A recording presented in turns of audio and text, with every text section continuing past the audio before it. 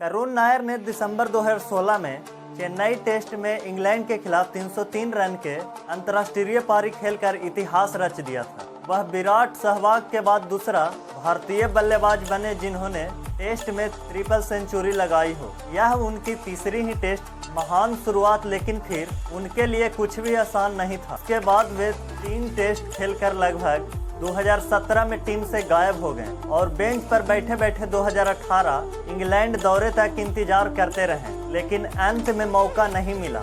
यह एक लंबा सांत्वना नारहित पल था।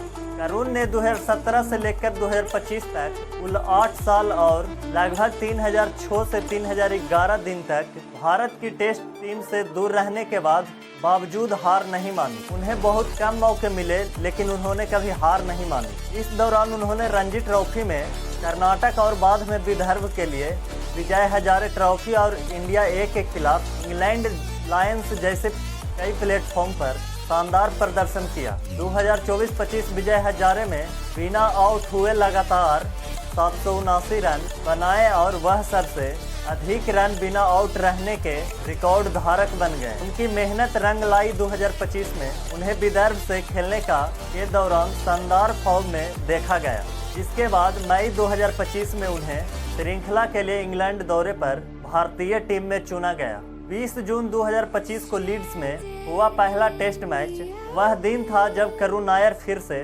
भारतीय टेस्ट 11 में आए। 3006 से अधिक दिन के बाद उन्हें कैरियर के सबसे बड़े मौके से नज़रअंदाज नहीं कर सके। उन्होंने भावुकता से लिखा था, dear cricket give me one more chance, और क्रिकेट ने वह मौका दिया।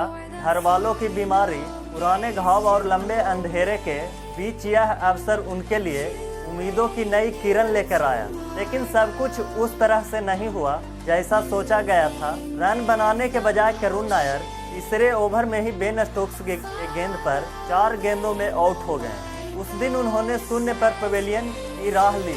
यह 3011 दिनों की वापसी का सबसे कड़वा हिस्सा था।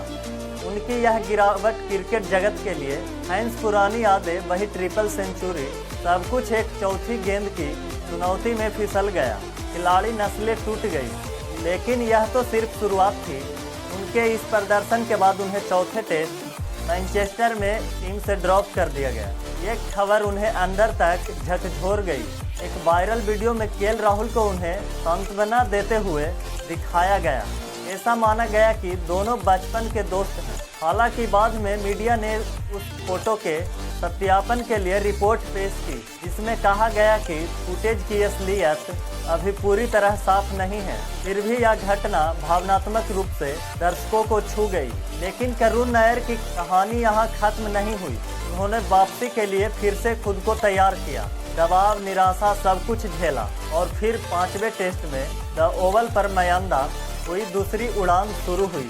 31 जुलाई 2025 को खेले गए 5वें टेस्ट में भारत पहले दिन 204 रन पर 6 विकेट था। करुण नायर ने वाशिंगटन सुंदर के साथ मिलकर एक महत्वपूर्ण साझेदारी की। उनकी 52 रनों की पारी ने भारत के पारी को संभाला। यह उनका पहला टेस्ट 50 था। पिछली पारी से 3148 दिन के बाद यह 50 आई है। अपने लंबे इंतजार और बार बार निराश होने के बाद करुण ने कहा कि अब वो ज़्यादा मानसिक रूप से धैर्यवान और खुद के दयालु बन गए हैं। के ब्लॉग वीडियो में भावुकता थी जब उन्होंने कहा, my first thought every day was I want to play test cricket for India again, that belief keep me going. उनके बचपन के साथी केएल राहुल और प्रसिद्ध कृष्णा जैसे साथी टीम में थे, जिसने उन्हें आत्मविश्वास और आराम की भावना दी। फिर भी टेस्ट टीम में उनकी जगह लेने की संभावना फिलहाल मुश्किल लग रही। मैनचेस्टर टेस्ट से बाहर किए जाने के बाद भारतीय कोचों को कहना था कि अब युवा और लगातार अच्छा प्रदर्शन करने वाले खिलाड़ी उपलब्ध हैं। इस कारण नायर को जगह देना फिलहाल व्यवहारिक नहीं रह गया।